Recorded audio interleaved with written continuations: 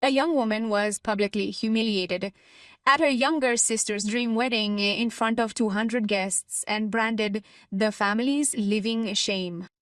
No one knew, however, that the humiliated girl had recently inherited the family business, which they all assumed would go to the groom. During the toast at the perfect wedding, the unexpected revelation of truth transforms the atmosphere into a scene of bitter conflict, and the carefully considered act of silent revenge becomes the evening's most memorable gift. Subscribe to our channel to never miss true stories of revenge, justice, and personal rebirth.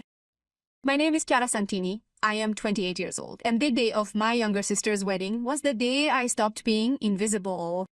The June sun burned over the Medici villa in Fiesole, just outside Florence. 200 guests in designer dresses wandered among the white roses and marble fountains, sipping Prosecco from Baccarat crystal flutes. Everything was perfect, orchestrated down to the smallest detail by my gifted mother, who had spent the last 18 months planning what she called the wedding of the century. It was my sister Valentina, 24, the bride. She wore a Euro 30,000 Euro wine gown and seemed to live a perfect life. The groom was Marco Ferri, 32, heir to one of the largest hotel chains in central Italy, with a smile like an advertising executive and a bank account that would make half of Tuscany's heads spin. I was sitting at the last table, the one near the kitchen, among distant cousins I hadn't seen in years, and a couple of my father's colleagues who had been invited out of obligation. Against such opulent surroundings, my navy blue Icon dress felt strikingly out of place. It was, however, the only dress I could afford on my salary as a research biologist working in a university laboratory. "At least you made the effort to come," my mother had said to me that morning, her gaze sweeping down from my head to my feet, a look I knew far too well. A mix of disappointment and embarrassment that I was her daughter. I didn't answer. I never answered any more. Put a like on the video if you've also dealt with tough family stuff, and subscribe for more stories exactly like this. The ceremony unfolded within the manicured Italian garden of the villa. Valentina shimmered, flawless as usual, as the priest uttered the critical words, in health and in sickness, in wealth and in poverty. I noticed my mother gently wiping away a tear of happiness.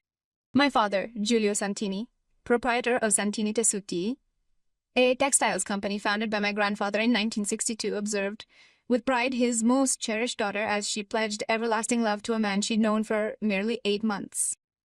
Nobody so much as glanced at me throughout the ceremony. Not even once. The reception commenced with an interminable pre-dinner drink. Waiters in uniform circulated with trays of tuna tartare, oysters, and Dom Perignon champagne.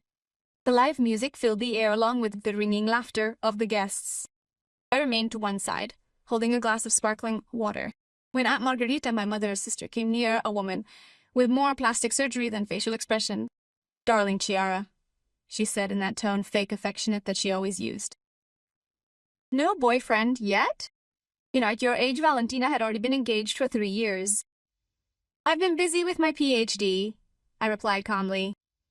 "Oh yes, the PhD," smiled condescendingly. "Your mother told me you work in a laboratory. How much do you earn? 1,500 a month? 1,800? 1,200, I said, feeling the heat rising to my cheeks. Poor little thing." He tapped me on the arm. "While your sister is marrying someone who owns a hotel empire. But is that okay? Not everyone can be lucky, can they?"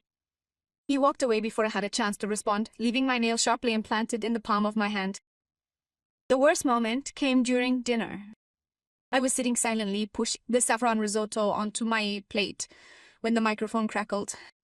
My father stood up at the head table next to the bride and groom.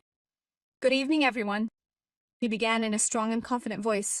"I want to thank each and every one of you for being here today to celebrate this wonderful day with our family." Everyone applauded, politely. "Valentina has always been a special daughter," he continued, and I felt something tighten in my chest. "Beautiful, intelligent, determined. She has always known what she wanted from life, and today she has found the perfect man to build her future."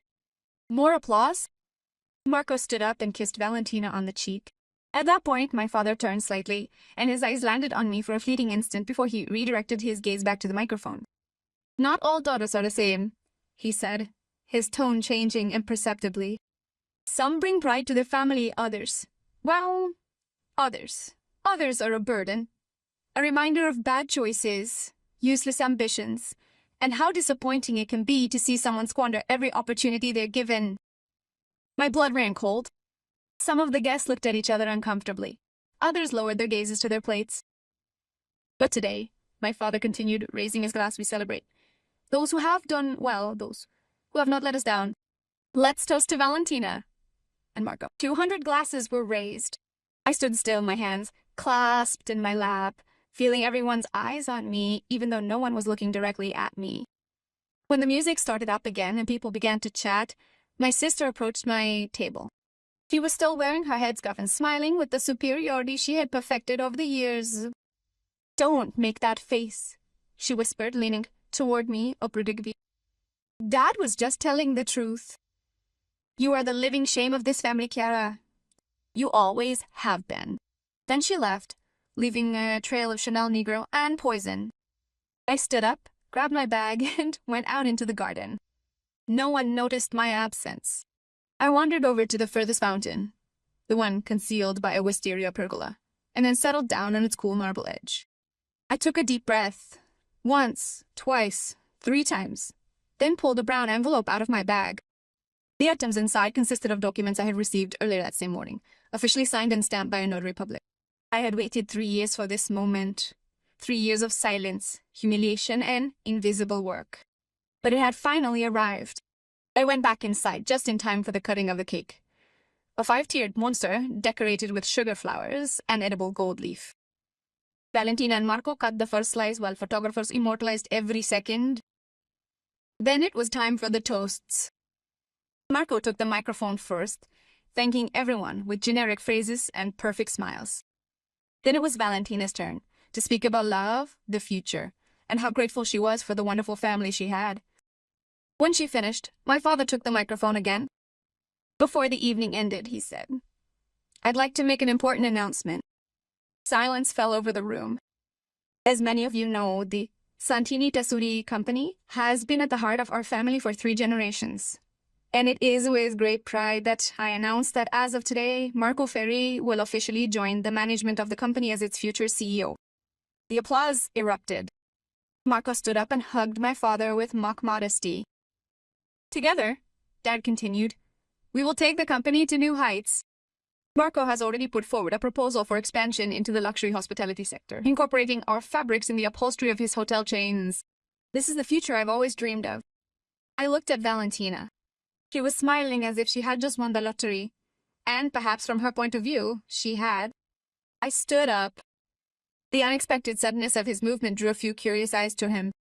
"Can I say something?" My voice came out louder than I expected. My father looked at me with surprise and irritation. "Chiara, this is not the time?" "I think it is exactly the time." I walked towards the main table, the brown envelope clutched in my hand.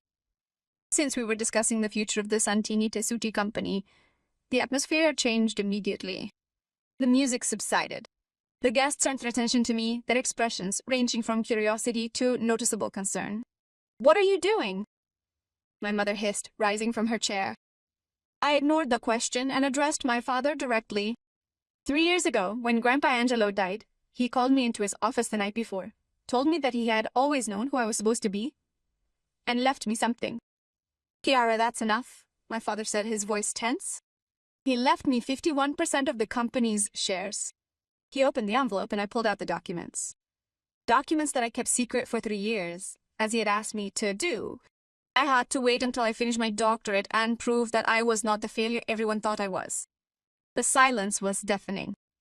Grandpa knew that you, Dad, would have given everything to Valentina without thinking twice. He knew that you would always consider me inferior because I didn't fit your idea of a perfect daughter. And so he protected me in the only way he knew how. He made me the majority owner of the company that he himself founded.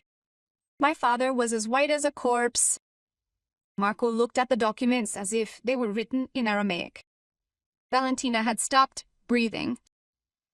Then Marco said, turning to the groom, "I'm sorry to ruin your hotel expansion plans, but the Santini Tessuti Company will never be yours, and you, Dad, will never be able to sell it, expand it, or ruin it without my approval, without my approval."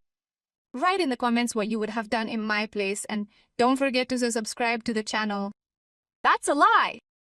Valentina shouted, standing up so abruptly that she dropped her glass. It's not possible. It's all legal, I said calmly, handing her a copy.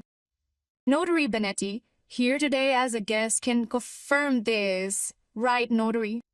An elderly man with a grey mustache at table number 7 nodded slowly as he stood up. Everything is in order. The property was transferred to Chiara Santini 3 years ago, with a confidentiality clause until she completed her PhD in molecular biology 2 weeks ago. The dream wedding turned into chaos. The guests whispered my mother was crying hysterically on Aunt Margherita's shoulder. My father was purple in the face, and Marco looked like he was about to have a heart attack. Valentina stared at me with such pure hatred that I could have felt it physically. You ruined us, she whispered. You ruined everything. No, I replied, putting the documents back in the envelope. I just took what was waiting for me. Grandpa believed me when none of you did. He saw me when you were all too busy looking at yourselves in the mirror. I approached the microphone for the last time.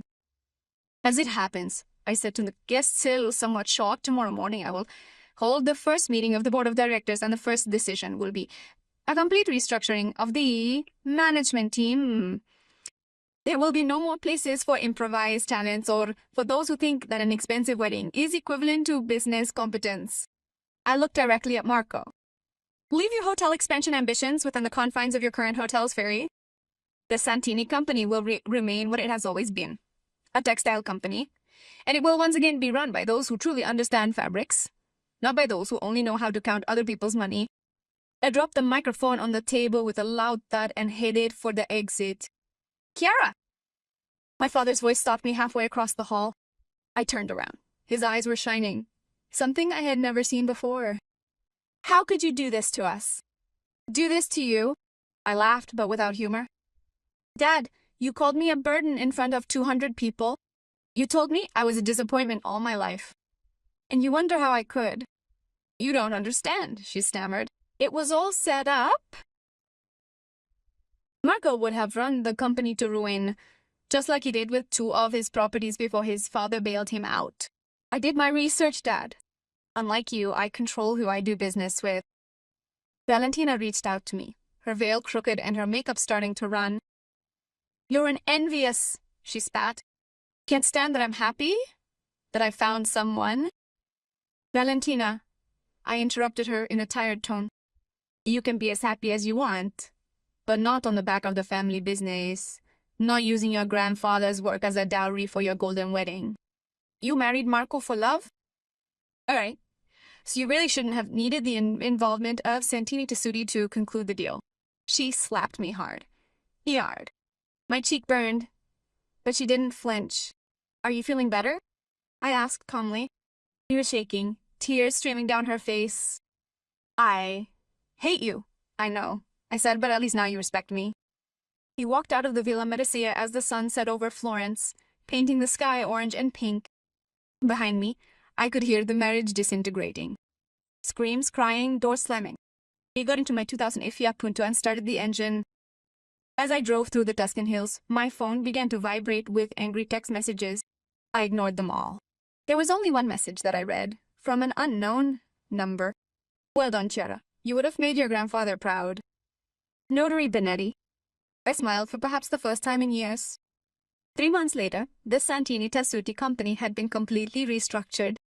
I had hired new designers, modernized the production lines, and signed contracts with European fashion houses that had never considered our fabrics before. Turnover had increased by 34% as a single quarter. My father had taken early retirement, agreeing to step aside from his position in exchange for a sufficient and dignified income. We hardly spoke anymore, but at least we didn't yell at each other. Valentina and Marco had moved to Milan. Their marriage, according to gossip, was already in crisis. Marco seemingly wasn't happy with his wife's status shift. Formerly the CEO's daughter, she had now become merely the sister of Chio, the newly appointed chief. My mother had called me once on the phone crying, telling me that I had destroyed the family. I had listened in silence. Then I had told her, Mom, the family had already destroyed itself long before. I just stopped pretending that everything was fine. She had hung up and hadn't called me again, but I was fine. For the first time in my life, I was truly fine. I was sitting in my grandfather's old office, the one that no one had wanted to take after he died, with his black and white photos on the walls and the smell of old wood filling the air. On the desk was a letter that I had found hidden in a secret drawer, handwritten by my grandfather shortly before he died. Dear Kiara, the fact that you're reading this is a testament to your strength and resilience. It proves that you've become the strong, courageous woman I always knew you could be. Never believe anyone who tells you you're a burden. Never believe anyone who makes you feel inferior. This company is yours, not because you deserve it by birthright, but because you have the passion, intelligence, and heart to make it thrive. Raise it high, little one, and never apologize for being brilliant. With eternal love, Grandpa Angel. I folded the letter carefully and put it in that top drawer, the one I always kept locked. Then I looked out the window at the Florentine hills, at the future I had built with my own hands, and I finally allowed myself to smile without feeling guilty. I had been called the living shame of the family in front of 200 people. However, that shameful situation had just managed to avert the impending bankruptcy of the family business. And now, it was up to me to decide who deserved to stay and who didn't. The end. Subscribe to our channel for more true stories of rebirth, revenge, and justice. Write in the comments if you have ever had to prove your worth to those who didn't believe in you.